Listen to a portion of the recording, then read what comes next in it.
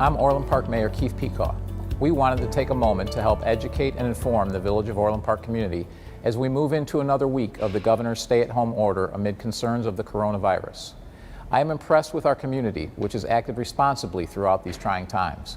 We have had a handful of confirmed cases in Orland Park, and we do expect more. This is a virus and it will spread, but a lot of the reason for this growing number is the 2 to 14 day incubation period, as well as the increased amount of testing. It is important that we all continue to do our part by abiding by the suggested social distancing and by practicing proper hygienic techniques. Please take the time to venture outdoors, take a walk, go for a run, walk the dog, and get some fresh air. At this time, I would like to hand it over to our public safety authorities, starting with Orland Park Police Chief Tim McCarthy. Thank you, Mayor Pekau. The Orland Park Police Department and the Orland Fire Protection District value the safety and security of our community above all else. We are actively patrolling our area neighborhoods and businesses while responding to all calls for service. Police and fire services have not been affected, and our departments are operating as usual. Staff at the Village Hall has received multiple inquiries from residents who are not quite sure how the governor's order affects their day-to-day life. While we must do what we can to stop the spread of the virus, we know what that entails, and as a community, we must follow these guidelines. The mayor and I have both walked through our parks and observed people following the recommendations for social distancing. We do ask that residents and visitors stay off of playground equipment as required by the governor's executive order. Rest assured that the stay-at-home order does not mean you cannot leave your home. You can still go outside, do your shopping, and take care of your family needs, as well as all other necessary tasks. All we ask of you is to practice the recommended social distancing and make sure you are following common sense hygienic practices. You should also know that the Orland Park Police Station lobby will be closed from 11 p.m. to 7 a.m. until further notice. Please just call 911 in the case of an emergency or 708-349-4111 for non-emergencies. And always remember that if you see something, say something now. And now let me introduce my good friend and colleague, Chief Mike Schofield of the Orland Fire Protection District. Thank you, Chief McCarthy. Your police and fire personnel are well equipped to handle any circumstance or situation that comes our way. We want to keep it that way. So please understand that if you encounter a first responder wearing a mask and gloves, it is for the safety of all involved. Those who may have an emergency situation arise will notice that upon dialing 911, they are asked more questions than usual by our operators. Please know that this does not in any way delay the response of an ambulance, fire, or police. We are computer dispatched automatically. The operator simply needs to make sure that we are properly prepared upon arrival of an emergency. Thank you, Chief Schofield. I'm here with Drs. Ankur and Dr. David Beezhold, and I'm here to ask them a few questions about COVID-19. Thank you for joining us, doctors. Thank you. What are the symptoms of COVID-19? The main symptoms would be a flu-like illness, typically fever, runny nose, cough, shortness of breath, similar to what you would experience with a normal seasonal flu, which is why it's somewhat difficult differentiating between that, especially at flu season. Yeah, very rarely people get stomach issues with it, but that's not very common. How is COVID-19 transmitted? So for the most part, it's transmitted. It's a droplet virus. Now, having said that, in a healthcare setting, there are certain procedures that can cause the virus to be aerosolized, but in the general population, it is still mostly transmitted through droplets. And what if I suspect that I have contracted COVID-19, what should I do? So for somebody that has mild symptoms of cough and fever, at this time you're recommended to stay home and self-quarantine. If you have symptoms that of a more moderate to severe illness, shortness of breath, where you can't walk a certain point and you're gasping, then you should probably go to the emergency room and be evaluated. How does COVID-19 compare to the flu? I know you mentioned that it was similar. Well, there's one major difference, and that is for the last several years we've been mass vaccinating against influenza, and we have therapy for influenza. We don't have a vaccine for COVID-19, nor do we have effective therapy that we know of at this time. So those are two, that's a big distinction between the two. But in general, we will have more data once this pandemic has completed, where we can retrospectively go back and look and see how it rates to influenza. Okay.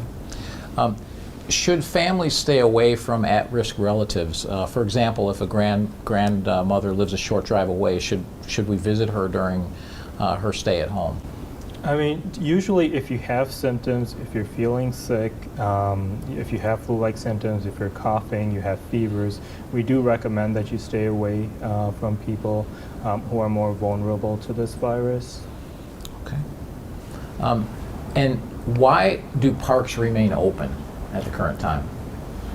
Well, with the stay-at-home orders and social distancing, we still need to be people that are energetic and getting exercise and such. Going outside is one good way where you can socially distance yourself and get some outdoor activity, some walking, some exercise, some fresh air, and you're in an open system, so it makes the droplet issues very diffused. And so you're diffused by the air, so it's a good environment to be in. A closed space for a droplet-like virus is where it concentrates more. So in the outdoors, it's open air, but you have to practice social distancing also when you're outside. So you encourage people to go outside during the stay-at-home order? I definitely encourage people to go outside. I mean, you know, staying at home for 14 days can make people go crazy. It's a good way, it's a very safe way for them to sort of go out, still practice social distancing. You still should practice good hand hygiene if you're at the park. Obviously, there's surfaces that, you know, either kids are touching or you're touching. So washing your hands is very important. But that shouldn't, as long as you're able to keep a safe distance from everybody, there's no reason for you not to go outside. With all of the people being outside, how can seniors who are most at risk protect themselves, or others that are at risk protect themselves from COVID-19? So the at-risk groups are really the ones that must be vigilant in social distancing, keeping away from other people in the home and outside. But they can still do both, and they can be outside. I know a number of places will have a time for when seniors are allowed to do grocery shopping and such. Those are all good ways in which we can help out the most vulnerable population to this virus. Great. Is there anything to add that you would like to add? There's no reason to panic. Is this serious? Absolutely. How are we going through it? We're going through it as best as we can. I will say, comparisons to the Spanish flu of 1918 to COVID-19 is a hard comparison, since there were no ventilators back then. Healthcare was not anything like it is today. So it's a serious infection, but we must, keep our heads together, not panic, practice good hand hygiene, practice social distancing, and being smart. If you're sick, please avoid seeing other people, especially those that are in the most vulnerable category. If not, try to live your life as best you can in the circumstances that we are in. Spend time with family and friends. Technology at this time gives us a way to keep together with our family, even though we may be self-quarantining ourselves or being restricted with travel and distance. But we do have a way to Skype. I mean, they didn't have that how many years ago? It would have been a vastly different thing if we didn't have these other technologies that allow us to keep connected at this time. But I try to ask people, don't panic. Be wise. When you are sick, stay away from other people until you're better. I usually tell them, if you have an upper respiratory tract infection, fever, cough, before you start interacting again, make sure it's 72 hours that's been passed before you start doing, getting a little bit back more to what you would normally do. It's using your common sense. And if everybody does that and we practice what we're doing, the outcomes will be a lot better. Dr. Dave, do you have anything to add to that? Yeah, I mean, I would definitely stress this is not the time to panic. And common sense is still common sense. It goes a long way. Doing the things that you've been taught, even as a kid, washing your hands, don't putting stuff in your mouth, and things like that, they still go a long way. Those are some of the best proven ways to protect yourself from this and any other illness for that matter. And so I think that's very important. You please try to adhere to the recommendations that are going out from the Illinois Department of Public Health, and that will definitely help us get through this. It's not something we have to panic about, but we do have to take it seriously, and we do need to adhere by some of the stuff that's out there. Well, Drs. Dave and Beezhold, thank you very much for taking the time to share this information with our residents. I think it's very important for them to hear from infectious disease experts on this subject. Thank you. Thank you. Thank you to Chiefs McCarthy and Schofield, as well as to infectious disease physicians Dr. Ankur Dave and Dr. David Beezhold for the excellent information and advice. As has been explained, this is a serious virus, but I want to remind you that according to the Centers for Disease Control, for most people, the immediate risk of becoming seriously ill from the virus that causes COVID-19 is low. I continue to encourage the Orland Park community to be aware that some of our population needs extra consideration during these trying times. Older adults and people of any age who have serious underlying medical conditions may be at higher risk for more serious complications from COVID-19. Please refrain from visiting older relatives in person. You can be infected with the virus and not show any symptoms at all. One thing I know for sure, America and Orland Park will get through this.